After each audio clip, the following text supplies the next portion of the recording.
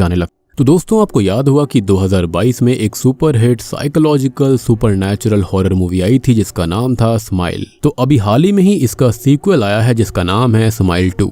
ये मूवी भी उतनी ही इंटरेस्टिंग और उतनी ही ब्रूटल है, यानी कि आपको देखने में मजा आएगा। लेकिन हाँ, ये डायरेक्ट सीक्वल है, यानी कि जो आखिरी मूवी के अंदर हुआ था उसके बाद ही कहानी शुरू होती है। तो आपको पार्ट 1 देखना ही पड़ेगा, अदरवाइज आपको ये बिल्कुल समझ में नहीं आएगी। और मैं यहाँ पर कहानी डायरेक्टली स्माइल 2 के प्लॉट से ही करूंगा। तो अगर आपने पार्ट 1 नहीं देखा है, जाकर देख लेना, उसका लिंक आपको नीचे डिस्क्रिप्शन, पिन्ड कमेंट दोनों में मिलेगा। फिलहाल स्माइल 2 मूवी की रेटिंग है 7.2 स्टार्स आउट ऑफ 10 और ये चेंज भी हो सकती है।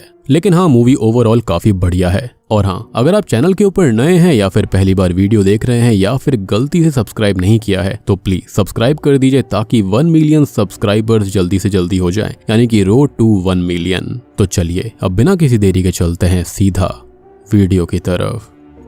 तो कहानी की शुरुआत होती है रोज के खत्म होने के 6 दिन बाद, जहां पर वो जो स्माइल वाला कर्ज था वो अब जोल के ऊपर आ चुका था, जो कि अब अपने कर्ज को शिफ्ट करने की कोशिश में लगा हुआ है। और आप जानते हो कि इस कर्ज के अंदर इंसान को खाली 6 से 7 दिन का ही वक्त मिलता है, कई लोग तो 4 दिन में नहीं टिक पाते। खैर, अब जोल को एक आइडिया आता है कि वो 2 क्रिमिनल्स के पास में जाएगा, जिनमें से वो एक को मार देगा और दूसरे वाले को वो चीज दिखवा देगा जिससे कि ये जो कर्ज है वो उस पर चला जाएगा। अब वो एक क्रिमिनल को तो मार देता है, लेकिन दूसरा वाला जो होता है वो शूट आउट शुरू कर देता है और शूट आउट के चलते ही वो गलती से उसके ही हाथों से मारा जाता है, जिससे कि जोल बहुत ही ज्यादा परेशान हो गया था क्योंकि उसका जो प्लान था वो फेल हो चुका है। लेकिन तभी उसकी किस्मत काफी अच्छी निकलती है। होता यह है कि वहां पर लुइस नाम का एक और ड्रग डीलर आता है जो कि चुपके से ये सब देख रहा था। वो वहां से माल लेने आया था, जिसके चलते जोल को एहसास होता है कि फाइनली उसका प्लान सक्सेसफुल रहा और अब ये जो कर्ज था वो उसके ऊपर चला जाएगा, यानी कि लुइस के ऊपर। एनीवेज, अब वो वहां से बाहर जाने लगता है, लेकिन बाहर और भी ज्यादा गैंगस्टर्स जो होते हैं वो उस पर गोलियां चलाने लगते हैं, जिनसे बचने के लिए वो बैक साइड विंडो से भागता है। लेकिन तभी एक ट्रक के नीचे आकर वो अपनी जान गंवा देता है और यहाँ उसका शरीर पूरी तरह से टुकड़ों में बट गया था, जिसके खून के कतरे शरीर के टुकड़े स्माइल फॉर्म करते हैं, जो कि इस मूवी कर्स का और एंटिटी का नाम है, जहां से अब असली मूवी की शुरुआत होगी। यानी कि पिछले मूवी के कैरेक्टर जो थे वो इस वक्त खत्म हो चुके थे।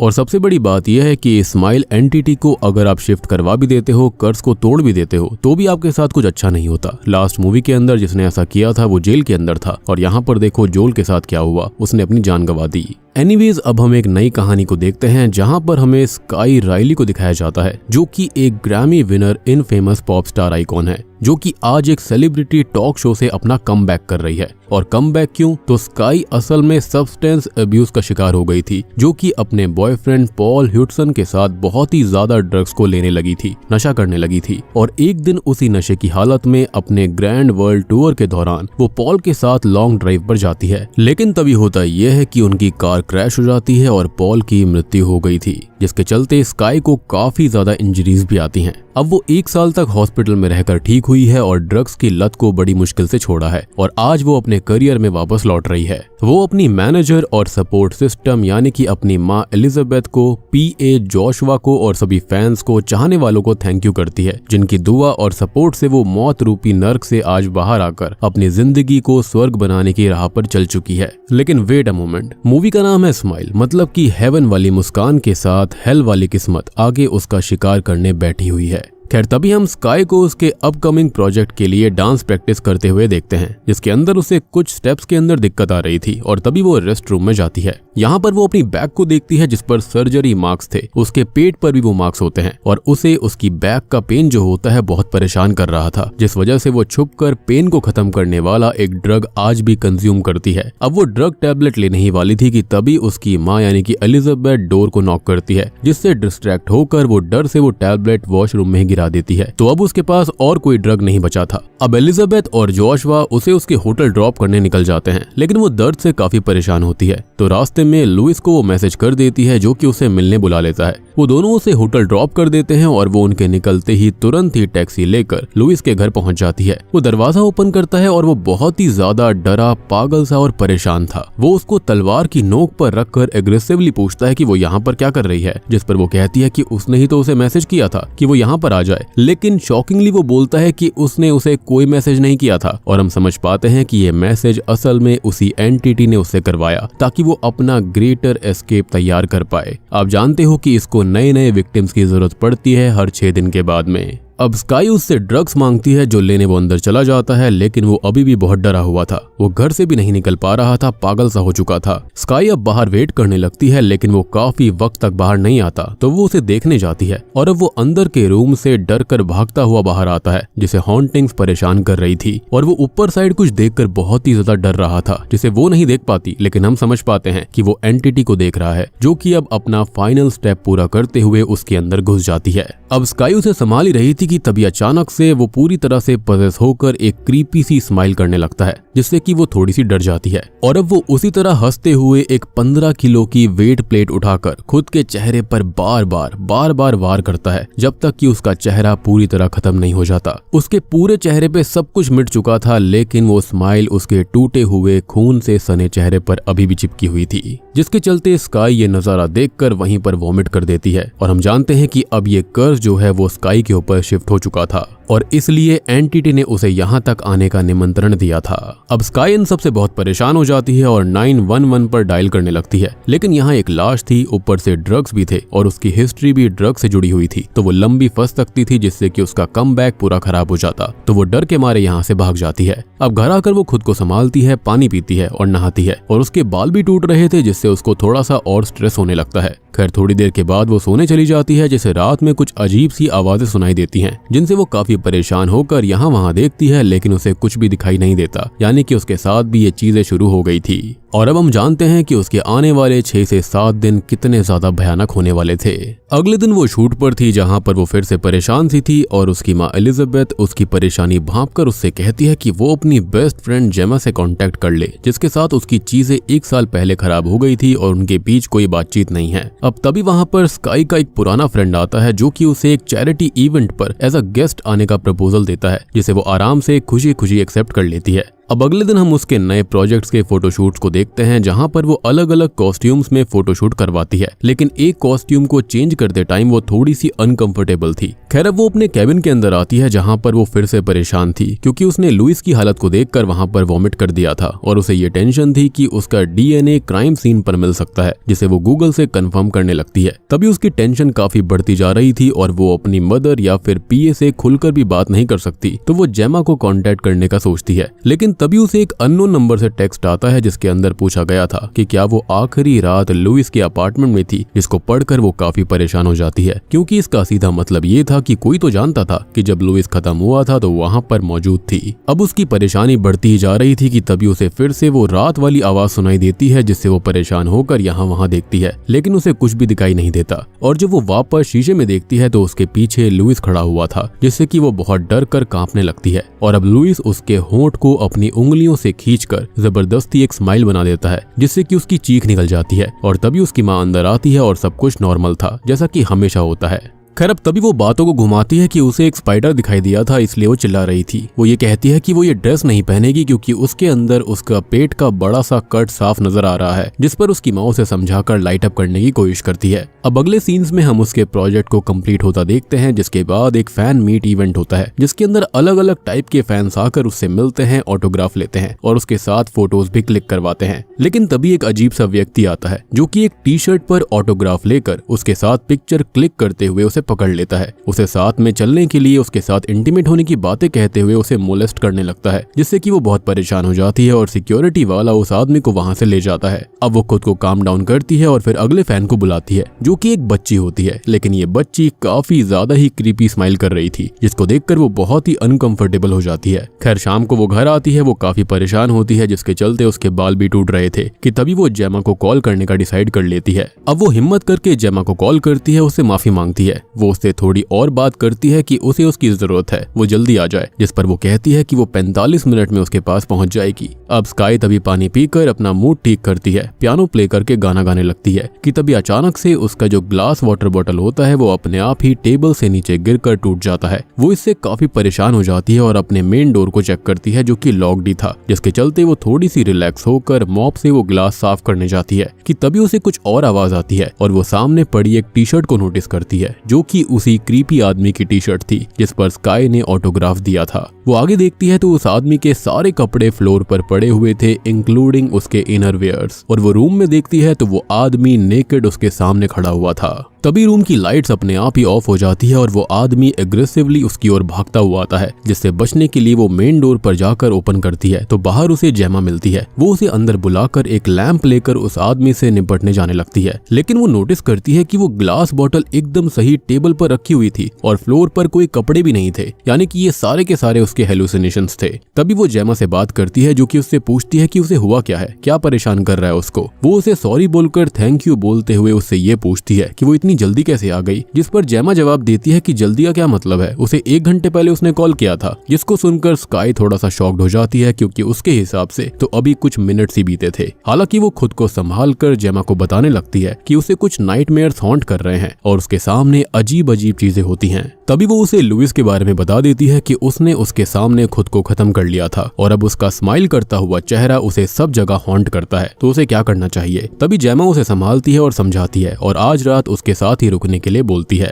अब वो दोनों सो जाती हैं, लेकिन रात को स्काई अपने एक्सीडेंट का नाइटमेयर देखती है, जिससे वो बहुत डर कर जागती है और जेमा उससे पूछती है कि क्या हुआ, तो वो बताती है कि अब वो बहुत ही ज्यादा परेशान है। वो जानती है कि सब उसकी गलती है और दिमाग में केओस और नॉइस भरा पड़ा है, जिसकी डार्कनेस के अंदर वो कैद होती जा रही है और उससे बाहर आना चाहती है, लेकिन उसे ये समझ नहीं आ रहा है कि वो कैसे उससे बाहर आए। जिस पर जेमा कहती है कि वो एक बुरी इंसान है, जिसको सुनकर तो स्काई शॉक से ये पूछती है कि उसने अभी क्या बोला, लेकिन जेमा कुछ भी ना बोलते हुए क्रीपी स्माइल करने लगती है, जिससे कि स्काई बहुत ही ज्यादा डर जाती है। और अब तभी जेमा के चेहरे को देखते हुए स्काई को एक्सीडेंट के विजन्स आते हैं, जिससे डर कर वो फाइनली उठ जाती है और देखती है कि जेमा वहाँ पर थी ही नहीं। तभी जेमा बाहर से उसके लिए कॉफी लेकर आती है और स्काई नोटिस करती है कि सुबह हो चुकी है, जबकि कुछ पल पहले तक रात थी। जेमा उससे ये कहती है कि अब उसे जाना होगा, लेकिन स्काई उसे अंदर ही अंदर रोकना चाहती थी। हालांकि उसे खुद अपने टूर की प्रिपरेशन करने के लिए जाना था, जिसको पिक करने उसकी माँ भी आ चुकी है। अब वो टूर के लिए डांस शूट पर जाती है, जहाँ पर वो अचानक से गिर पड़ती है और उसके टूटे हुए लेग्स उसे दिखाई देते हैं, जिसके दर्द से वो चिल्लाने लगती है और सब उसकी हेल्प करने वहाँ पर आते हैं, लेकिन वो नोटिस करती है कि उसके पैर बिल्कुल ठीक थे। तभी वो चिल्लाकर पूछती है कि किसी ने उसे धक्का दिया था तो वो कौन था, जिस पर डायरेक्टर उसे ये बताता है कि उसके पास तो कोई आया ही नहीं था। खैर अब वो अब तक बहुत परेशान होकर अपने मेकअप रूम में आ जाती है, जहाँ पर बाहर उसे जोशुआ क्रीपी स्माइल के साथ दिखाई देता है। तभी वो अंदर जाती है तो पूरा मेकअप रूम तहस नहस हो रखा था, सब जगह मैस फैला हुआ था, तोड़फोड़ हो रखी थी। वो बाहर आकर जोशुआ पर गुस्सा करती है कि ये सब उसने किया है और किया तो क्यों किया, जिस पर वो कहता है कि उसने कुछ भी नहीं किया है। तभी एलिजाबेथ भी उससे बात करती है कि जोशुआ तो उसके साथ ही था और वो यहाँ पर आया ही नहीं, और कहीं स्काई ने फिर से ड्रग्स को लेना शुरू तो नहीं कर दिया है, जिस पर वो कहती है कि उसने कोई ड्रग नहीं लिया, और ये बात बिल्कुल सच थी। खैर अब एलिजाबेथ आकर उसे संभालती है, क्योंकि थोड़ी ही देर में उन्हें उस चैरिटी इवेंट में जाना था जिसके लिए उसके फ्रेंड ने उसे इनवाइट किया था, लेकिन वो साफ मना कर देती है। इवेंट टूर के लिए भी कहती है कि शायद वो उसके लिए अभी रेडी नहीं है, लेकिन उसकी माँ उसे ये समझाती है कि उसे इस टूर की जरूरत है, और अगर वो ये सोच रही है कि सब उससे हेट करते हैं तो कोई भी उसे हेट नहीं करता, सब उसे चाहते हैं। साथ ही साथ उसे वो चैरिटी इवेंट भी अटेंड करना चाहिए, क्योंकि वो जुबान दे चुकी है जिससे वो कभी नहीं मुकरती, और टूर से पहले वो इवेंट उसके लिए काफी जरूरी भी होगा। खैर अब शाम को वो टूर पर जाती है और बैक स्टेज पर जेमा को मैसेजेस करती है, लेकिन तभी उसे अननोन नंबर से एक और टेक्स्ट आता है कि उसे पता है कि वो पॉप सिंगर स्काई राइली है, जिसे पढ़कर वो और परेशान हो जाती है। यानी कि स्काई को इस बात की कंफर्मेशन हो चुकी थी कि जब वो लुइस के साथ उस दिन थी तो ये चीज किसी ने देख ली थी। अब तभी उसे स्टेज पर बुलाया जाता है, लेकिन जाने से पहले उसे एक मक्खी बहुत परेशान कर रही थी, जिसे भगाने के चक्कर में वो अपनी लिपस्टिक तक भी खराब कर लेती है। अब वो स्टेज पर आती है, जहाँ पर उसे टेलीप्रॉम्प्टर से एक स्पीच बोलकर वापस जाना था, लेकिन स्पीच बीच में ही रुक जाती है तो वो खुद से ही बोलने लगती है, जिसके अंदर वो काफी उल्टी सीधी और इररिलेवेंट बातें बोल देती है कि वो सिंगर कभी बनना नहीं चाहती थी। अब तभी उसका फ्रेंड और बाकी लोग उसे अलग नजर से देखने लगते हैं, जिससे वो काफी ज्यादा एम्बेरस्ड हो जाती है। वो टेलीप्रॉम्प्टर को देखती है जिस पर स्पीच अब वापस आने लगी थी, तो वो उसे रीड करती है और अगले गेस्ट को बुलाती है, जिसका नाम शॉकिंगली होता है पॉल ह्यूडसन, जिसको पढ़ते ही वो हिल जाती है, क्योंकि पॉल उसका ही बॉयफ्रेंड था और उस दिन वो एक्सीडेंट में उसकी आंखों के सामने ही खत्म हो गया था।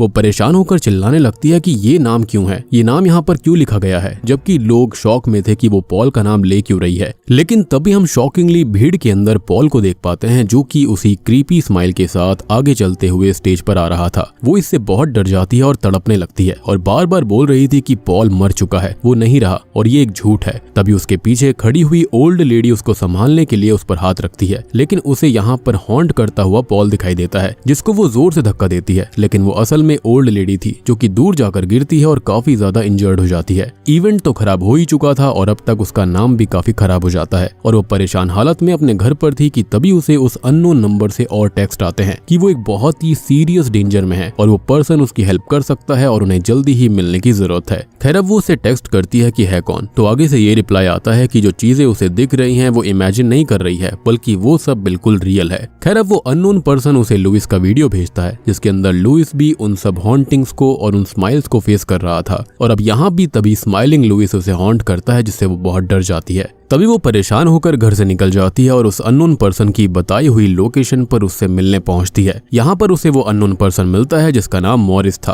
और वो उसे ये बताता है कि उसने लुइस को चेक किया था, जिसकी मौत के बाद उसका फोन चेक करने पर उसे स्काई का आखिरी मैसेज दिखाई दिया, जिससे वो उस तक पहुंच गया है। वो बताता है कि उसे पता है कि जो अभी स्काई फेस कर रही है, जो देख रही है, जो चीजें उसे हॉन्ट करती हैं, ये असल में एक कर्स है जो कि एक के बाद एक पर्सन पर चला जाता है। मरने वाला मरने से पहले हॉन्टिंग्स और स्माइल्स को ही देखता है, जो कि असल में वही सुपरनैचुरल एंटिटी या फिर डीमन है जो कि स्माइलिंग लोगों का फेस लेकर विक्टिम के सामने आकर उसे हॉन्ट करता है, जो कि उनके वर्स्ट नाइटमेयर्स होते हैं। ये कर्स स्काई पर आया लुइस से, जिस पर आया था जोल से, जिस पर आया था उसकी डॉक्टर दोस्त यानी कि उसकी एक्स गर्लफ्रेंड रोज से, और रोज के ऊपर आया था उसकी पेशेंट से, और इसी कर्स की वजह से उसने अपने भाई को भी खोया था। और आपको याद होगा कि ऐसा पहला केस शायद से ब्राजील के अंदर दिखाई दिया था। खैर मॉरिस का जो भाई होता है वो उसे बताने की कोशिश करता रहता था कि उसके साथ क्या हो रहा है, लेकिन तब उसने उसे पागल समझा और एक दिन उसके भाई ने अपना जबड़ा उखाड़कर अपनी जान गंवा दी। वो आगे ये बोलता है कि तब से ही वो इस कर्स को ट्रैक कर रहा है और ये किसी पैरासाइट की तरह है, लीच की तरह है, जो कि अपने विक्टिम को होस्ट बनाकर उसके ट्रॉमा, डर और बैड मेमोरीज के ऊपर फीड करता है और जब उसका पेट भर जाता है तब वो एक हफ्ते के अंदर उन्हें पजेस करके खत्म कर देता है, लेकिन किसी और के सामने, ताकि वो उस व्यक्ति के ऊपर चला जाए। और यही स्काई के साथ हुआ था और उसके साथ आगे भी यही होने वाला है। अब एज यूजुअल स्काई को इन बातों पर इतना यकीन नहीं था, लेकिन उसे हेल्प भी चाहिए थी क्योंकि वो हॉन्टिंग्स को तो फेस कर ही रही थी। तो वो बताता है कि ये एक पैरासाइट है, मतलब कि एक होस्ट के बिना ये जिंदा नहीं रह सकता। तो विक्टिम किसी के सामने खुद को मारे उससे पहले ही वो खुद खत्म हो जाए तो ये कर्स आगे पास ऑन हो ही नहीं पाएगा, और पास ऑन नहीं होगा तो बिना होस्ट के खत्म हो जाएगा। और ये सब सुनकर स्काई का गुस्सा फट जाता है, एज वो आदमी उसे मारने की बात कर रहा था। तब वो उसको समझाता है कि वो एक नर्स है और वो उसे मारने की बात नहीं कर रहा है, बस ये बोल रहा है कि वो उसका हार्ट कुछ वक्त के लिए रोक देगा और जैसे ही वो कर्स उससे हटेगा तो वो उसके हार्ट को फिर से जिंदा कर देंगे। लेकिन स्काई ऑब्वियसली इस चीज के लिए रेडी नहीं होती। वो किसी अनजान पर भरोसा क्यों करती, जिसके चलते उसे वहां पर लोग पहचानने लगते हैं, जिसके चलते वो वहां से निकल जाती है।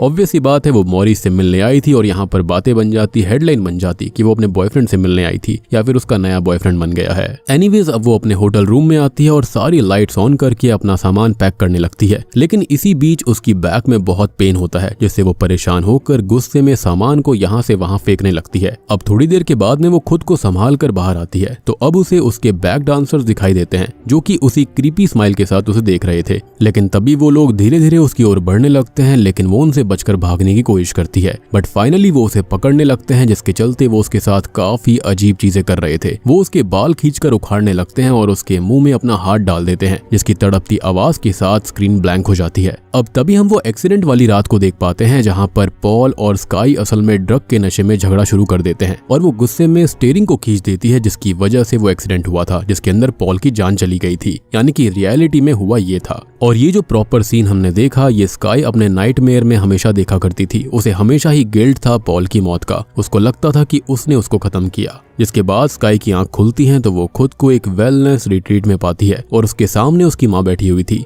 वो बताती है कि उसे कंकशन हुआ था और वो ये कहती है कि ऐसा कुछ भी नहीं हुआ, वो कुछ और ही था, लेकिन ऑब्वियसली उसकी कोई बात नहीं मानता। तभी स्काई ये कहती है कि वो टूर को कैंसिल करना चाहती है और उसे पहले ये सब रोकना होगा जो कि उसके साथ हो रहा था। तभी उसकी माँ उसके ऊपर गुस्सा करने लगती है कि ये सब कैंसिल करने से उन्हें पैसों का नुकसान तो होगा ही, साथ ही साथ उसका पूरा करियर खत्म हो जाएगा, जिसे बनाने में उन्होंने अपना पूरा वक्त, पूरी उम्र और पैसा लगा दिया। जिस पर स्काई गुस्से में ये कहती है कि अगर वो फील कर पाती कि उसके दिमाग में क्या है तब उनको समझ में आता। और तभी अचानक से ही एलिजाबेथ वही क्रीपी स्माइल करने लगती है और ईविल वॉइस में ये बोलती है कि उसने उसके दिमाग को चखा है, यानी कि टेस्ट किया है। और तभी वो मिरर तोड़कर एक ग्लास पीस निकाल लेती है और उसी क्रीपी स्माइल के साथ अपनी गर्दन पर स्ट्रैप करती है, चीरा बना देती है और अपनी आंखों को फोड़ लेती है। ये देखकर स्काई घबरा कर यहाँ से बाहर भागने लगती है, लेकिन दरवाजे तक आने पर वो ये देखती है कि उसके हाथ में ही वो ग्लास पीस था और उसकी माँ जो थी वो नीचे पड़ी हुई थी, उसने अपना दम तोड़ दिया था, यानी कि स्काई ने ही अपनी माँ को मारा। लेकिन एंटिटी ने ऐसा दिखाया कि ये सब उसकी माँ खुद कर रही है। अब इन सब से वो बहुत ही ज्यादा परेशान होकर टूट जाती है और इस कर्ज को खत्म करने का फैसला ले लेती है। वो कपड़े बदलकर यहाँ से बाहर जाती है, जिसे जोशुआ देख लेता है। सभी लोग उसे घेर लेते हैं, लेकिन वो एक सिक्योरिटी गार्ड की गन लेकर वहाँ से निकल जाती है। बाहर अब उसे जैमा मिलती है जो कि उसे संभालती है और स्काई अपनी कार लेकर यहाँ से भागने लगती है, लेकिन जैमा उसके साथ ही चलने की जिद करती है। अब रास्ते में वो मॉरिस से एड्रेस मांगती है जहाँ पर वो प्रक्रिया करनी थी, यानी कि जिससे ये कर्ज टूट जाता। तभी स्काई अब जेमा को कार रोकने के लिए कहती है ताकि वो यहाँ से चली जाए, क्योंकि अब वो किसी और का बुरा नहीं कर सकती। लेकिन जेमा कहती है कि वो उसे ऐसे अकेले नहीं छोड़ेगी। तभी स्काई को एक कॉल आता है और ये कॉल है जेमा का, जिसने स्काई का उस दिन का वॉइस मैसेज आज देखा था और वो उससे कभी मिलने ही नहीं आई थी। जी हाँ, उसने कोई भी रात उसके साथ नहीं बिताई, कोई बात कभी नहीं करी और जो अभी उसके साथ है वो असल में वही एंटिटी है जिसने जेमा का रूप ले रखा था। तभी वो एंटिटी यानी कि जिसने जेमा का रूप लिया हुआ था वो स्काई को चिढ़ाने लगती है कि अब उसका कोई साथ नहीं देगा, सब उससे नफरत करते हैं। लेकिन वो खुद को संभाल कर खुद से कहती है कि ये सब उसके दिमाग की उपज है और उसे कंट्रोल वापस लेना होगा। और ऐसा ही होता है, वो अपना कंट्रोल वापस ले लेती है और वहां से तभी जेमा गायब हो जाती है और अभी तक स्काई ही कार ड्राइव कर रही थी। एनीवेज अब वो मॉरिस के पास पहुंचती है जिसने एक अबैंडन्ड पिज्जा हट बिल्डिंग को लेकर रखा हुआ था, क्योंकि यहाँ पर एक फ्रीजर है जो कि उसके दिमाग को कुछ टाइम तक फ्रीज कर सकता था। एज हार्ट रुकने पर दिमाग पहले डैमेज होने लगेगा तो उन्हें उस चीज को भी रोकना है। तभी वो उसे पूरा प्रोसेस समझा देता है जिसके अंदर उसे एक इंजेक्शन लगाया जाएगा जिससे कि उसका हार्ट रुक जाएगा, जिसके बाद उसके हार्ट को फिर से शुरू करा जाएगा। अब वो कुछ काम से बाहर जाता है कि तभी स्काई को छत पर लटकी हुई एक्सीडेंट वाली स्काई दिखाई देती है जो कि उसे हॉन्ट करने लगती है। वो उसे पीटने लगती है और ये कहती है कि उसने इस वक्त का बहुत वेट किया। और हम आखिरी मूवी से जानते हैं कि आखिरी मोमेंट्स में वो एंटिटी विक्टिम के सबसे बड़े ट्रॉमा के रूप में उसके सामने आकर उसे परेशान करती है, तड़पाती है और फिर मार देती है। और अभी वो स्काई के सामने स्काई के ही सबसे बड़े ट्रॉमा यानी कि खुद के ही इविल रूप में आई है। वो उसे मारने के लिए उसके अंदर जाने के लिए उसका मुंह खोलने लगती है और अब स्काई अपना कंट्रोल वापस लेकर उसके हाथ को काट लेती है और उस इंजेक्शन को खुद में ही इंजेक्ट करती है जिससे कि उसका हार्ट रुक जाएगा। वो एंटिटी ये सब देखकर घबराने का नाटक करती है, रोने लगती है, लेकिन तभी वो हंसने लगती है क्योंकि अभी भी वो उसके दिमाग के साथ ही खेल रही थी। उसने कोई इंजेक्शन कभी खुद के अंदर इंजेक्ट किया ही नहीं और अब वो उसे एक क्लोजेट में बंद कर देती है जो कि खुलता है। तो वो शॉकिंगली खुद को अपने वर्ल्ड टूर के पहले दिन के स्टेज पर पाती है। यहाँ वो आसपास देखती है तो हजारों लाखों में लोग आए हुए थे और उसकी माँ, उसका डायरेक्टर और सभी लोग यहाँ पर ठीक थे, यानी कि जोशुआ भी ठीक था। यानी कि जो उसने अब तक देखा और हमने देखा ये सारी की सारी उस एंटिटी की हॉन्टिंग्स थी और उसे अब अपने सामने दूसरी स्काई दिखाई देती है जिसको और कोई नहीं देख पाता, जिसके पेट को कट करके फाड़ कर वो एंटिटी अपने ट्रू फॉर्म में बाहर आती है जो कि एक बहुत ही बड़ा बिना स्किन वाला स्माइलिंग फेस से भरा हुआ मॉन्स्टर या डीमन था। फाइनली अब वो स्काई के मुंह को फाड़कर उसके अंदर चला जाता है और वहां पर मौजूद बाकी लोग उसे नहीं देख पाते, जैसे कि आखिरी मूवी में एंडिंग में रोज के साथ हुआ था। यानी कि ये एंटिटी अब फाइनली अपने अंतिम चरण पर आ चुकी थी और उसने फाइनली स्काई को पूरी तरह से पजस कर लिया था। अब जो स्काई होती है यानी कि रियल स्काई थी, उसके चेहरे पर वही क्रीपी स्माइल आ जाती है जो कि सबके सामने अपनी आंख के अंदर माइक को घुसाकर खुद को खत्म कर लेती है। और अब उसके जरिए ये जो कर्ज था, ये श्राप था जो कि पहले एक विक्टिम के ऊपर जाया करता था, यहाँ पर एक साथ हजारों लोगों पर पहुंच चुका है। रीजन बीइंग की एंटिटी समझ चुकी थी कि अब लोगों को इस कर्ज को ब्रेक करने का तरीका मिल चुका था, लेकिन अगर ये लाखों और करोड़ों लोगों के अंदर आ जाएगा तो लोग इसको कैसे रोकेंगे। और अब हम जानते हैं कि स्माइल एंटिटी की मौत का खेल आगे हमेशा चलता ही रहेगा। और बूम, इसी के साथ में स्माइल 2 मूवी यहीं पर खत्म हो जाती है। तो दोस्तों, ये थी स्माइल 2 फिल्म की कहानी। उम्मीद करता हूँ कि आपको पसंद आई होगी और आपने नोटिस किया होगा कि ये जो साल है ना वो प्रीक्वेल्स का या फिर सीक्वल्स का ही चल रहा है। कितनी सारी मूवी ऐसी हैं जिनके पार्ट 2 आए हैं या फिर उनका प्रीक्वेल आया है। तो इस साल को हम हॉरर प्रीक्वेल सीक्वल ईयर कह सकते हैं। अब देखो, ये जो एंटिटी है इसके बारे में कुछ भी डिटेल में बताया नहीं गया है, यानी कि इसके ओरिजिन्स जो हैं वो बिल्कुल अननोन है। और मुझे ऐसा लगता है कि अगर इस मूवी का 3rd पार्ट बनता है तो वो पक्का प्रीक्वेल होना चाहिए, ना कि सीक्वल। और अगर सीक्वल आता भी है तो उसके अंदर हमें इसके ओरिजिन जरूर बताए जाने चाहिए। एनीवेज मेरे हिसाब से ये M5 वीना डीमन हो सकता है, जो कि लोगों के दर्द, दुख और पीड़ा के ऊपर बहुत ही ज्यादा फीड करता है, स्ट्रांग होता है, और फिर जो कर्स होता है वो पास ऑन होता ही रहता है। बाकी जो मूवी है काफी स्ट्रेट फॉरवर्ड है, यहाँ पर ऐसी कोई थ्योरी या फिर कुछ समझाने जैसी चीज नहीं है। फिर भी अगर इस एंटिटी को समझा जाए तो ये किसी भी व्यक्ति को पजेस कर लेती है, जिसके चलते 7 दिन तक वो उसके साथ बहुत ही ज्यादा खतरनाक चीजें करती है, हॉन्टिंग सिखवाती है, यानी कि उसके डर पर, उसकी सैडनेस पर, गिल्ट पर फीड करती है। और जब 7वां दिन आ जाता है या फिर 6ठे दिन की जो रात होती है, तब ये एंटिटी क्या करती है कि उस व्यक्ति के जरिए किसी भी अननोन पर्सन को बुलवा लेती है, या फिर ऐसी सिचुएशन क्रिएट कर देती है कि वहां पर कोई ना कोई बंदा मौजूद होना चाहिए या फिर कोई लड़की मौजूद होनी चाहिए, जिसके चलते उसी इंसान के सामने ये एंटिटी उस व्यक्ति का सैक्रिफाइस करवाती है, जिसको वो व्यक्ति देख लेता है जो कि उसके सामने खड़ा हुआ था। और ये एंटिटी अब खुद को उसके ऊपर फीड ऑन करवा लेती है, और जिस किसी ने भी इस सैक्रिफाइस को देखा होगा उसके ऊपर ये एंटिटी अब शिफ्ट हो जाती है, यानी कि कर्स उसकी तरफ चला जाता है, और सेम साइकिल चलती रहती है रिपीट पर। लेकिन इस मूवी के अंदर तो इस एंटिटी ने लाखों लोगों के सामने खुद को दिखवा लिया था, यानी कि अब ये कर्स लाखों करोड़ों के ऊपर जाएगा। मेरे ख्याल से अब ये मास स्केल पर यानी कि ग्लोबल स्केल पर होने वाला था। तो उम्मीद करता हूँ कि अब आपको ये कर्स समझ में आ चुका होगा, मूवी समझ में आ गई होगी। फिर भी अगर आपको कोई डाउट है तो आप कमेंट सेक्शन में पूछ सकते हैं। तो वीडियो पसंद आई हो तो लाइक कर देना, चैनल के ऊपर नए हैं तो सब्सक्राइब कर लीजिए, और स्माइल 1 को जरूर देखना, अदरवाइज आपको ये मूवी बिल्कुल समझ में नहीं आएगी। उसका लिंक आपको नीचे डिस्क्रिप्शन, पिन कमेंट दोनों में मिलेगा। और आप कमेंट में बताना कि आपको स्माइल 1 ज्यादा अच्छी लगी या फिर स्माइल 2 मूवी। तो मैं आप सबको मिलता हूँ अगली वीडियो के साथ में, तब तक के लिए